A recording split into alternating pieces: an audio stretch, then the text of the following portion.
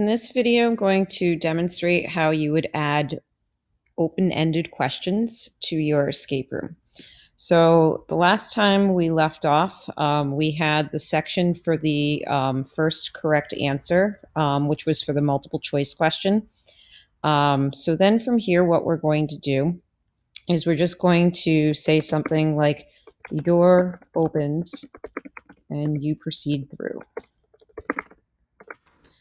And if you want, you can always add an image of a door, but for the purposes of brevity, I'm just going to click on Add Section, and I'm going to add in another section. I'll title this Computer Parts. And from here, I'm going to add my description. So as you walk through the doorway, you're in a room with a bunch of computer parts that look like what is shown below. So obviously, we're going to need to add an image. So I'm just going to add image. I have my image right here. So my image is going to show the computer parts and the balance scale. Again, I might make this a little bit smaller. So it says that the computer parts are used for storing information. So there's the computer parts, and then you find a table with a balance scale. The left-hand side of the scale has a larger computer part called a hard drive.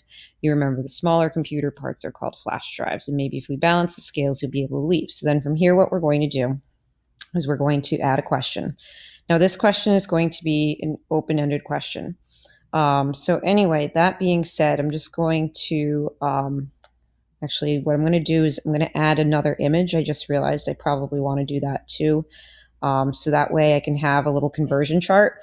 This is one way that you can differentiate your instruction, by the way, is, if you need to have things like charts, whether it be a multiplication chart or some sort of a conversion chart, like we have this one here that helps determine how many megabytes are in a kilobyte, or I'm sorry, vice versa, kilobytes in a megabyte. But either way, what we're going to do is we're going to add our next question. I'm just going to quickly copy and paste it from my original. So anyway, that being said, here's my question. So it says that the scale has a 1024 gigabyte hard drive on it. You notice the 64 gigabyte flash drives. How many 64 gigabyte flash drives will you need to equal the 1024 to make the scale equal? So in this case, again, we want to make it a required question, or else students will be able to skip. This is actually going to be a short answer question. So if you want it to be open-ended, you want to choose short answer.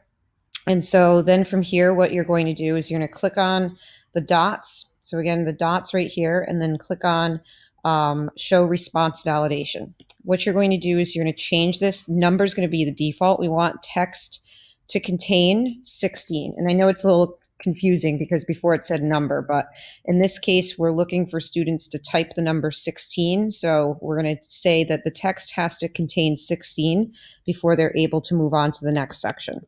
And then from here, this is the error text. So I would say something like keep trying. So it says custom error text there. So then from here, what you're going to do is you're going to add another section.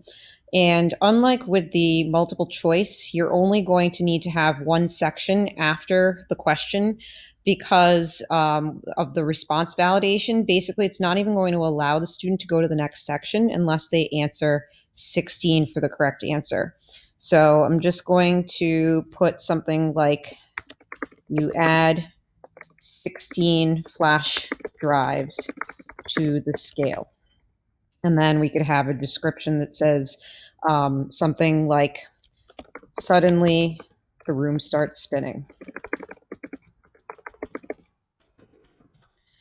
All right, so anyway, I'm just going to click on the eye just to preview it, just again to kind of, I'm just going to rush through the initial questions just because we've already kind of gone over what these look like. So anyway, that being said, from here, when the student gets the correct answer for the first question, they're going to be directed to the computer parts question. So we've got our photo of the computer parts, the scale. Again, if kids need a conversion chart. So let's say, for example, they think that the correct answer is 14. They're going to click on next. It's going to say keep trying. If they put in 17, again, keep trying. If they put the correct answer 16, now we can click next, and they would be able to move on to the next section.